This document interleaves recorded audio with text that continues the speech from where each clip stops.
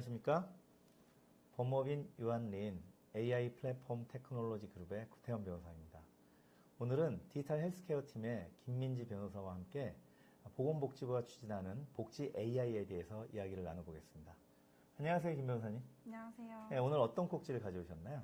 저는 오늘 공공보건의료 AI 복지 돌봄을 다시 짠다는 주제를 가지고 와봤는데요. 2026년 상반기에 어떤 중요한 트렌드로서 디지털 헬스케어가 민간뿐만 아니라 보건복지부, 국가가 주도적으로 이런 AI를 적극적으로 좀 적용하고자 하는 좀 움직임이 보여가지고 이러한 주제를 가져와봤습니다. 네, 거기 뭔가 제도가 바뀌고 AI가 도입되면 법률적 영향에 대해서도 많은 관심이 있는데요. 어떻게 바뀐다는 겁니까? 일단 우리 복지 제도에 아주 큰 세 가지 문제가 존재를 하죠.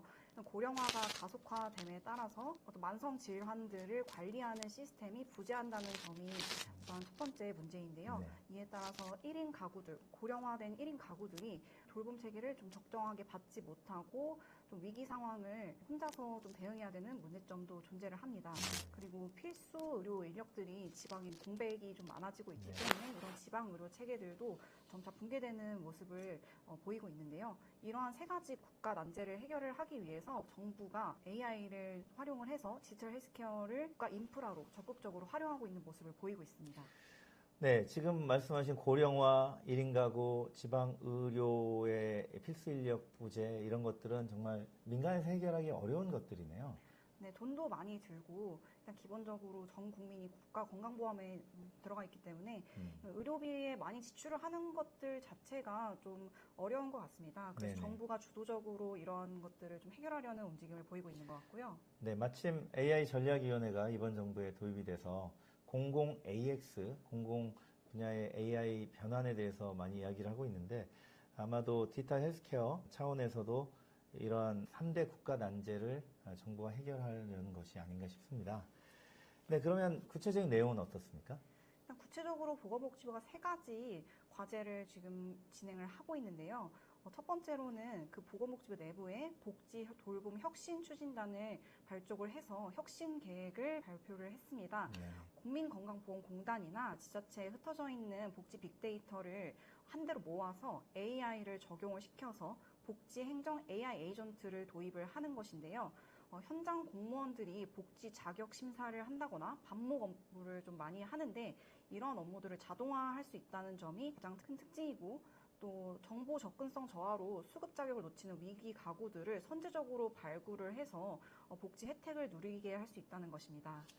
네, 아마도 AI가 이런 일을 한다면 뭔가 실수나 누락이나 이런 것들이 없을 것 같고 좀 미리미리 알려줄 것 같은 생각도 드는데 지금은 뭐 본인이 좀 물어봐야 되잖아요. 네. 네, 이런 게 도입되면 좋을 것 같기는 한데 한편으로는 이런 것들을 활용함에 있어서 개인정보를 많이 활용해야 되고 또 AI 기본법 문제도 있어서 그런 차원에서 어떤가 하는 좀 생각도 드네요. 네, 좀 더 구체적으로 설명해 주시겠습니까? 두 번째로 정부가 또 내놓은 정책이 고독사 위기 대응 시스템이라는 것인데요. 고독사 고위험군을 조기에 판별을 하는 시스템입니다. 일반적으로 임상 건강 지표들을 활용을 해서 고독사를 판별을 하는 것인데 이 시스템은 특이하게 건강보험료 체납이나 의료기관의 자살 위험 진단 내역, 알코올 질환 이력과 같은 어떤 빈곤과 고립에 관련된 지표, 사회적인 지표들을 함께 수집을 한다는 것입니다. 이렇게 27종의 위기 지표 데이터를 통합을 해서 고독사의 위험에 처하신 어려운 노인분들을 조기에 판별을 하고 지자체 사회복지사의 긴급 상담, 사례 관리로 연결하는 시스템입니다. 네.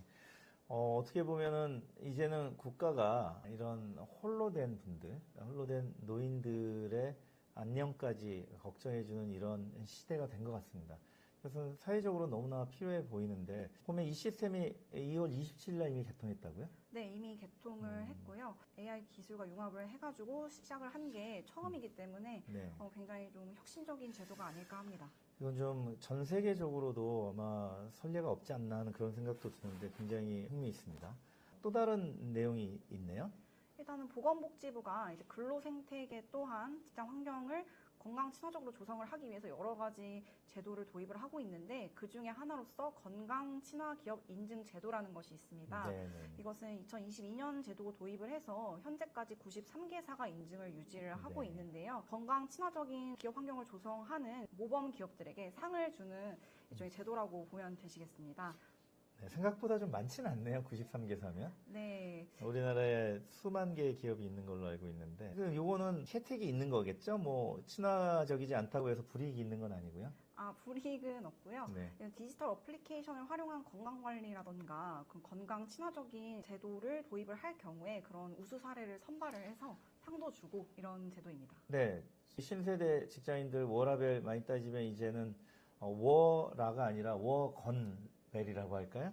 네, 직장 내에서도 이렇게 디지털 기술 또 AI 기술을 이용해서 건강을 잘 챙겨주는 기업이 좋은 직장이다. 이렇게 앞으로는 자리매김할 수 있겠습니다. 그래서 이 법률적인 영향에 대해서 좀 말씀을 나눠볼까 합니다. 이런 보건복지부가 추진하는 여러 가지 AI를 활용한 이런 복지 행정이 법률적으로 어떤 영향이나 또는 효과가 있겠습니까? 이런 복지행정 AI 에이전트 같은 경우에는 국민의 기본권과 생존권에 직결이 되는 것이죠.